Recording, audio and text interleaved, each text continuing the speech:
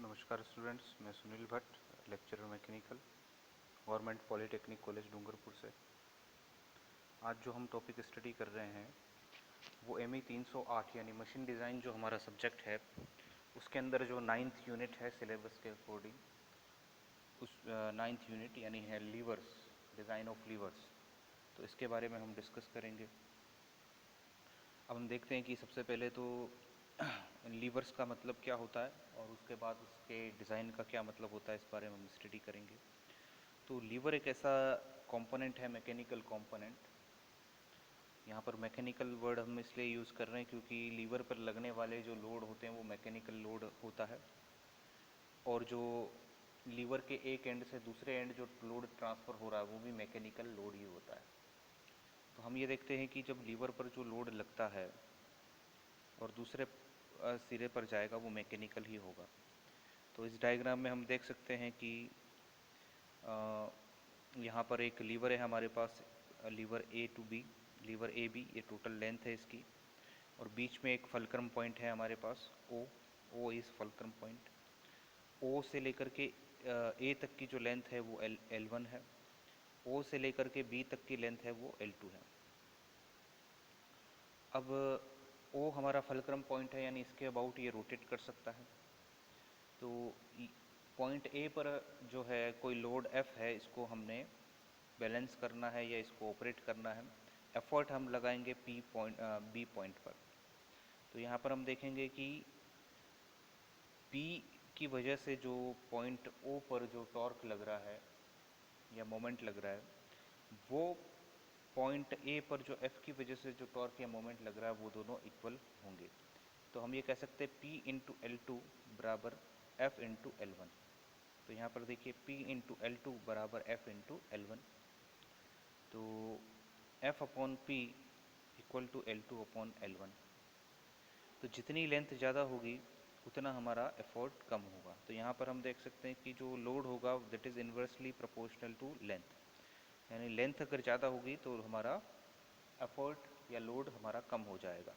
इसका मतलब ये हुआ कि अगर हमें कोई बड़ा लोड लिफ्ट करना है, उठाना है, तो हम जो है बड़ा लोड लिफ्ट करना या उठाना है तो हम जो है कम एफर्ट के साथ भी इसको कर सकते हैं। तो अब इसकी डेफिनेशन अगर हम देखें तो lever is a simple machine which is used to get mechanical advantage. Roughly speaking, it is a link or rigid rod moving about some fixed point. यानी किसी एक फिक्स्ड पॉइंट या फलक्रम है उसके अबाउट ये रोटेट करती है और मैकेनिकल एडवांटेज के साथ ये लिफ्ट करती है। मैकेनिकल एडवांटेज का मतलब जितना लोड हम लगा रहे हैं उससे कुछ गुना ज़्यादा जो हमें लोड उठा पाते हैं, जितना एफर्ट हम लगा रहे हैं उससे कुछ गुना ज़्यादा हम जो लोड एफर्ट कर पाते हैं उसे हम मैकेनिकल एडवांटेज कहते हैं। तो इस तरीके से ये लीवर काम आता है और कई सारी एप्लीकेशंस में लीवर काम आता है, जैसे कोई वॉल ऑफ करना या बंद करना या चालू करना। हाँ, कोई बॉयलर के अंदर सेफ्टी लीवर है उससे रिलेटेड कोई काम हो, या फिर आप देख लीजिए कि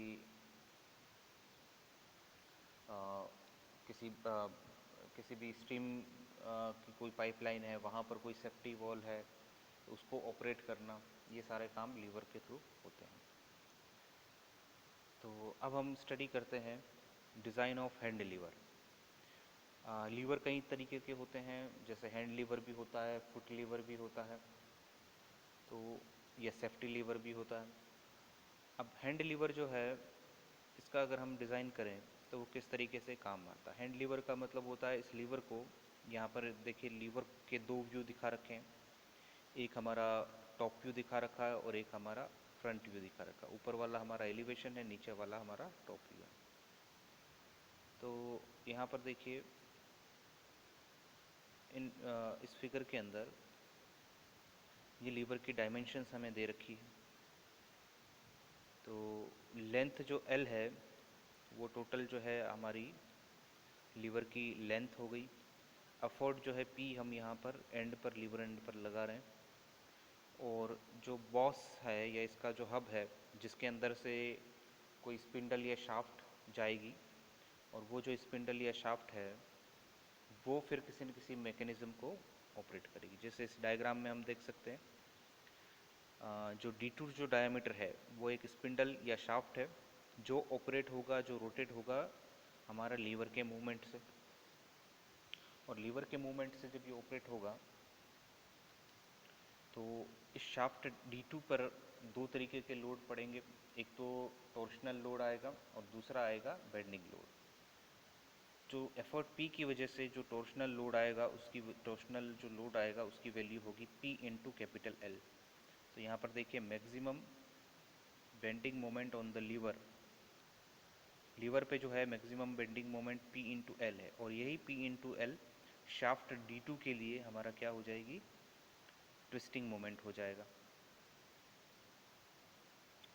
तो पहले इसका हम देखते हैं क्या क्या स्पेसिफिकेशन है। P हमारा एफर्ट है, L इस लीवर की लेंथ है, और लीवर का जो क्रॉस सेक्शन है वो रेक्टेंगुलर है, जिसमें इसकी जो विड्थ है वो थिकनेस जो है इंक्रीजिंग होती जा रही है। यहाँ से B1 से लेकर के आगे फाइनल B तक जा रही है। बीच वाली शाफ्ट और लीवर का जो हब है या बॉस है उसको की से हमने कपल कर रखा है। और D1 जो है इस बॉस का डायमीटर है, आउटर डायमीटर। इसका जो इनर डायमीटर है वो D2 है, और वही शाफ्ट या स्पिंडल जो इससे निकलेगा उसका डायमीटर हो जाएगा D1, मतलब इसका डायमीटर। तो यहाँ दो डायमीटर हो गए, D1 और D2। D जो डायमीटर है small d,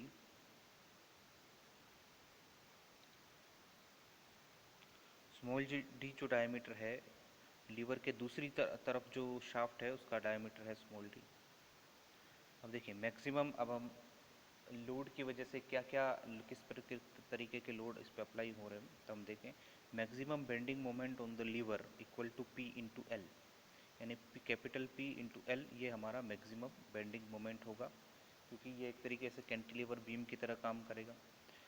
section modulus near the boss के आसपास, यानी जहाँ पर मैक्सिमम बेंडिंग लोड है वहीं पर जो है हमारा सेक्शन मॉड्यूलस कितना होगा वो देखिए 1/6 TB²। T यहाँ की थिकनेस है, B यहाँ की विड्थ है। तो मोमेंट ऑफ इनर्शिया 1/12 TB³ होता है, लेकिन सेक्शन मॉड्यूलस में हम जो B/2 का डिवाइड करेंगे तो ये हो जाएगा 1/6 TB²। Then by applying the bending relationship, तो बेंडिंग रिलेशनशिप से होता है कि sigma bending equal to M/Z। तो M equal to sigma bending into Z, और M यहाँ पर हमारा हम देख सकते हैं इस इक्वेशन में M की वैल्यू है P इंटू एल, हमारी M की वैल्यू है।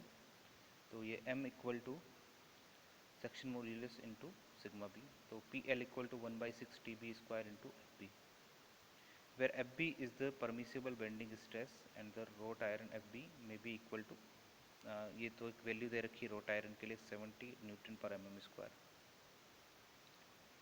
अब देखिए तो ये जो चीज़ है हमारा, इससे हम अननोन, ये हमारी एक डिज़ाइन इक्वेशन बन जाती है।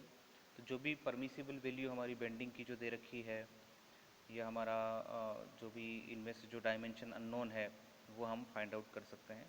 तो लीवर के लिए ये हमारी डिज़ाइन इक्वेशन बन जाएगी। फिर हम बात करेंगे the diameter D2 is subjected. अगर हम इस डायमीटर निकालें जो शाफ्ट जो रन कर रही है D2, उस पर किस तरीके के लोड, उसकी अगर डिज़ाइन हम देखना चाहें तो वो किस तरीके से होगा। तो यहाँ पर हम देख सकते हैं इस पर लोड कितने पड़ रहे हैं। तो एक तो लोड हमारा टॉर्शनल लोड पड़ रहा है जिसकी value P into capital L है, और दूसरा लोड हमारा जो है बेंडिंग लोड पड़ रहा है जिसकी value P into small l है। तो यहाँ पर देखिए ये स्मॉल l लेंथ है, यानी सेंटर लीवर की सेंटर लाइन से लेकर के शाफ्ट में जिस पॉइंट पर हम निकालना चाह रहे हैं। तो capital P into small l ये हमारा बेंडिंग लोड हो जाएगा इसके लिए, शाफ्ट D2 के लिए। और capital P into capital L ये हमारा जो है लीवर का हो जाएगा। तो the diameter D2 subjected to the combined bending and twisting, therefore अब जो कंबाइंड बेंडिंग और ट्विस्टिंग जो लोड है उसका देखिए, इसके लिए जो डिज़ाइन इक्वेशन हो जाएगी π/16 D2³ into sigma B FB equal to √MB² plus MT²। तो ये हमारा जो है डिज़ाइन इक्वेशन बन जाएगी, जो हमारा फॉर्मूला होता है।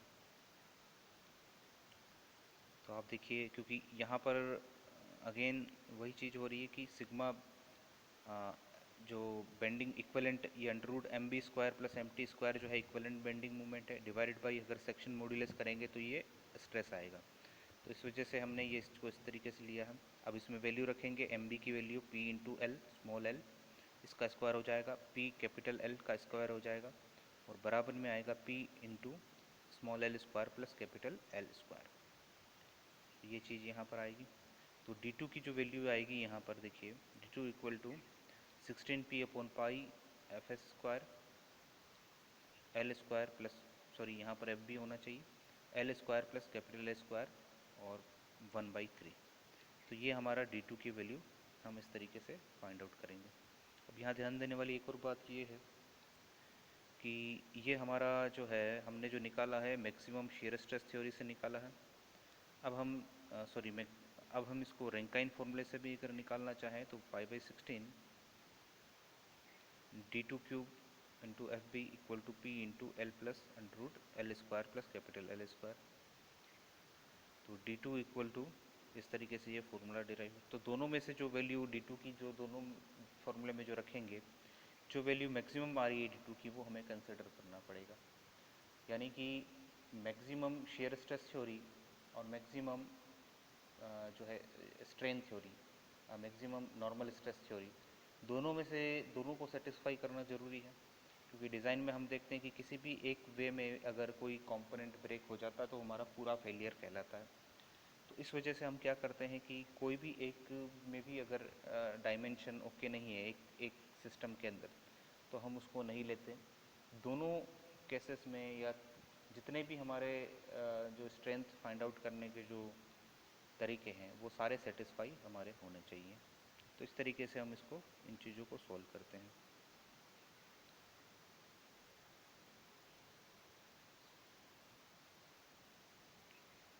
अब इस पे बेस्ड जो है न्यूमेरिकल भी हम देखते हैं। नेक्स्ट लेक्चर में इस पे बेस्ड हम न्यूमेरिकल देखेंगे। Thank you students.